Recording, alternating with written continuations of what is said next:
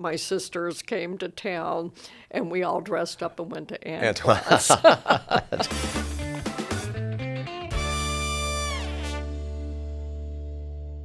She is one of the most visible leaders in the city, guiding the police department through a pivotal time for New Orleans. But beyond the badge, she brings a unique perspective shaped by experience across the country and a personal connection to the city.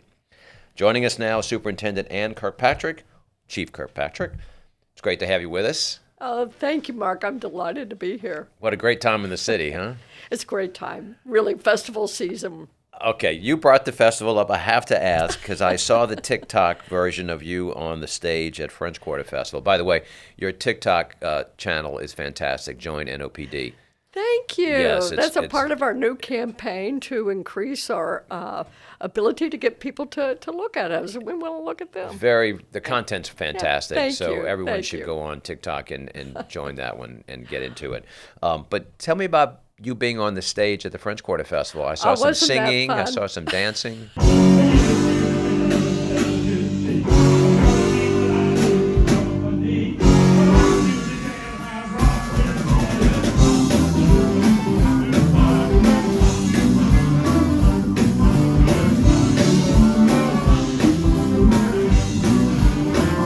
I got called by the Burgers and John Casbon and said, would I consider going on stage with them for their song Jailhouse Rock? I said, oh my gosh, I'm a Memphis girl, of course.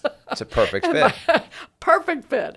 But I was sharing with others that my mom and dad raised me to be a good sport. So I can't sing and I can't dance, but that's not going to stop me. I don't know. I think you got some moves up there that put some other people to shame. They were a lot of fun, and I just enjoy the people, and it's good. It's also good police relationships. Yeah, it People is. should see us as we are you and you are us. Yeah, So and you mentioned those gentlemen who are great citizens. They've done so much for the community. John have. Casbon, Darrell Berger, Ryan Berger, so the whole many. family. Oh, there are so many Yeah. wonderful people in this community, and you named a few who are generous to us, supportive, and so anything I can do in return, I'm all in. Yeah. You know, you probably had your choice of being anywhere you wanted to be in the country, but you chose New Orleans. What made New Orleans stand out for you?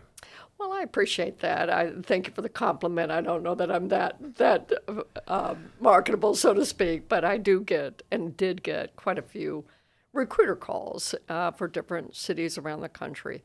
And I wasn't looking for just any city, and I was teaching for an FBI leadership group at the time and traveling around the country every week teaching.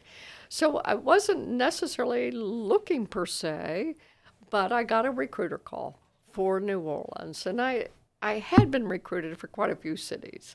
And every time the recruiters would call, I would say, oh, how nice. And I was always complimented, but I knew immediately I'm not interested.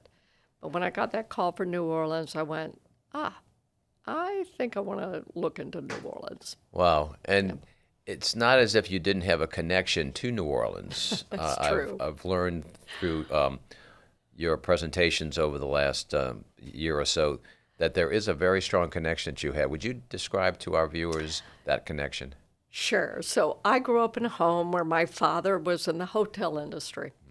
And back in 1965, my father, along with business partners and the mayor of New Orleans and Rockefeller, actually, had a partnership, not the mayor, but they opened a downtowner hotel at the corner of Bourbon and Toulouse. Today, that building that my father participated in the construction of and the management of is the Sheraton Four Point. And so my father had a very strong connection to New Orleans and the hospitality industry, and he carried that throughout my adult life. He went in to start other boutique hotels around the country, and he named them the French Quarter Inn. So he always had a heart for the French Quarter in New Orleans. Wow, and that was really your first time into Yes. Into the city. I also came here I grew up in Memphis. Many people know that. Right up the river. Right up the river. And I believe my ninth grade class trip was a trip to New Orleans. We got all dressed up. I remember my white gloves, my dress, my little patent leather shoes, and we went to dinner at Antoine's.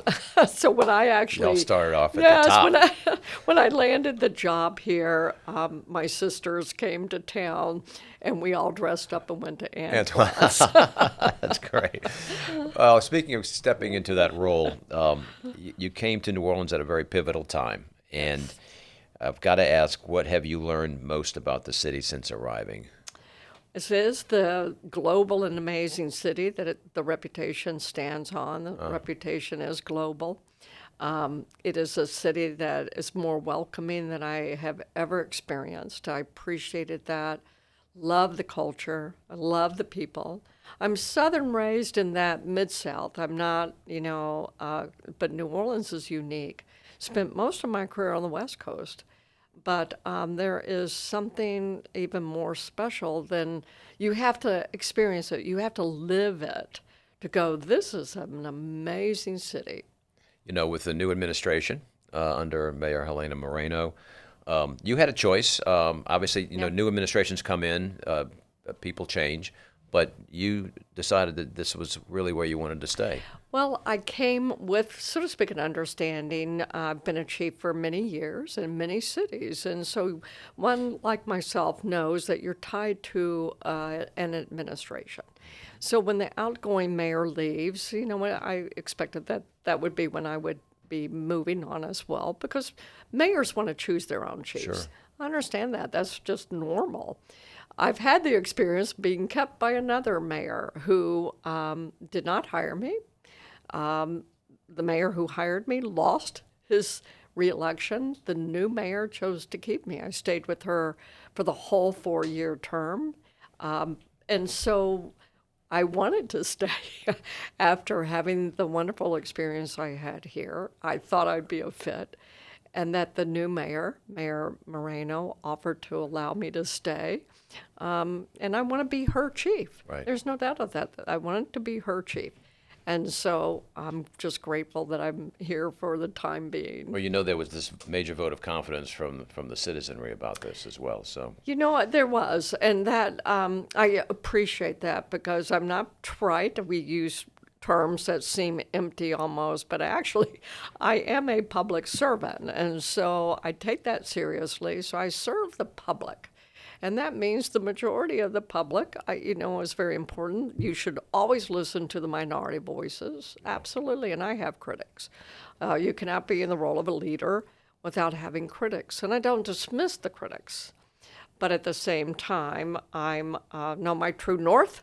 So no matter what the voices are out there, I just am going to stay steady on being true north. Well, I think that's what people would want out of a leader. I think they do. I don't think they want people who are bounced by the winds or the waves. Right. And I'm not.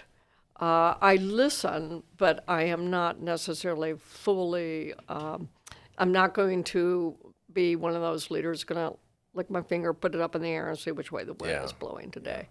People want people who are principled, and they do vote whether or not they like those principles, but they want people who are principled and who will stay steady, and that's the way I try to make decisions and lead our community with steady leadership. And I see servant leadership throughout your tenure, where you're in the mix. You're not just sitting at a desk and giving orders. You're out in the field, and I think that speaks well for what you brought to the table. I have shared with people, and when I was teaching for the FBI leadership team around the country and trying to teach leadership principles, I was trying to actually live the principles I was teaching. Yeah.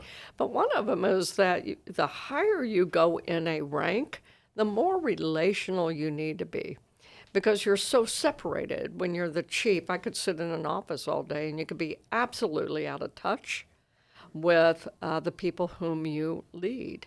And relationship matters. It matters with the community. It matters with your organization. So you can't be removed from the hi, hello, how are you doing? Relationship matters. People follow people, they obey rank. There is a significant difference. Yeah, and you're in a major rebuilding phase right now. Recruitment is so important, and I know you've put a lot of energy into that. Could you describe to the viewers the recruitment program underway now, and why would yes. somebody want to join the police force? Sure. So let's first talk about why someone would want to be a police officer, because it's truly a noble profession. If you're a person who you're a people person, and you're a principled person, and you're a person who doesn't like necessarily routine, policing would be a great place for you to serve. And so I fell into policing. Quite a few of our officers on the department fell into policing. They didn't know they wanted to be police officers. I was one of them. Mm-hmm. So, but I knew I was a people person, and I also knew that I liked adventure. I liked change. I was of that personality makeup, so it was a perfect fit. Yeah. And it is noble. You are making a difference in people's lives. So why someone would want to join that, that's my why. So let's talk about the recruiting numbers. Yes, it's a national issue for almost every police department in this country. Not only after the pandemic took a hit, but George Floyd took a major hit in law enforcement, because right after the George Floyd event was the defund the policing movement. Mm-hmm. And it was very unpopular to be a police officer. It was almost like equated. I'm old enough, you're probably old enough too, Mark. After Vietnam, when our soldiers returned home, it was an unpopular war. They were villainized. Everybody was being villainized for the harms of a few. Mm-hmm. Kind of the same with policing. Policing became villainized. It lost its nobility. Became an easy target. Exactly. Yeah. But as like World War II, where our parents and grandparents served, they were heroes when they came home. After Vietnam, you were not a hero. But today you see the pendulum swing back, where it is noble and honorable to serve our country, love our soldiers. I think that's going to happen with policing. We're going to see that pendulum swing. However, right now, all law enforcement in the country, most all of us, are in rebound stage, because after George Floyd, those who could leave did leave, who were eligible for retirement, they left. Mm-hmm. And so we also are committed to only hiring the best of the best. So although we have a need for a minimum of 300 more officers, we're actually, in the history of New Orleans, about 600 officers below where we were at its all-time high. Mm-hmm. So, but let's start with 300 and see what we can do. Right. And you're starting them off in a good way. The benefits are good. The pay is a good starting pay. People Very competitive. Yeah, let me tell folks, because that's one of the advantages of being someone from the outside and has traveled this country. I've been in so many police departments. People do not realize New Orleans, we have great retirement benefits. I've way better than the retirement benefits I got from retiring out of the West Coast. So people need to realize the benefits matter. Yeah. So the recruitment is underway. It's interesting when you go to, for instance, the TikTok videos, there are a number of ways you can be involved in a police officer. Oh, yeah. I mean, if you want to be inside and be at a desk, there's a job for you. But if you want to be on a horse, there's a job for you. If you want to be involved on with our waterways, there's a job for you. Oh, there are so many different avenues, and not everybody wants to be a commissioned, sworn police officer carrying a gun. Well, we have scientists, we have people who do records and management and data system, we have data analysts.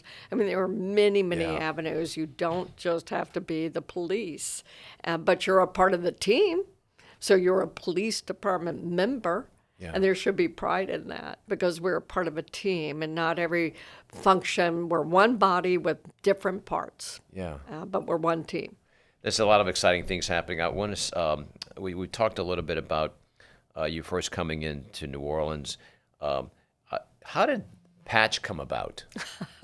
Well, when I was the chief of police of Oakland, we also I received. 2 little miniature horses, and I had 2 of them. They were a part of the mounted unit. We had not had a mounted unit for many years in Oakland, and it was presented to our department, as a donation 2 little miniature horses. I named them, one was named Little Chief, and the other one was named Sarge. And I have pictures of those horses with me. And so when I came here and we had a mounted unit, I guess they had heard I had a miniature horse. So they surprised me by adding to our mounted patrol officially Patch. And Patch is a miniature horse. He's 18 years old. People think he's a pony. He's not a pony. He's a full-grown horse, small horse. But he was born without an eye. And so that's how the name Patch attached to him. I love him. He has a stall with my name on it and his name. It's great to see him. And I love him.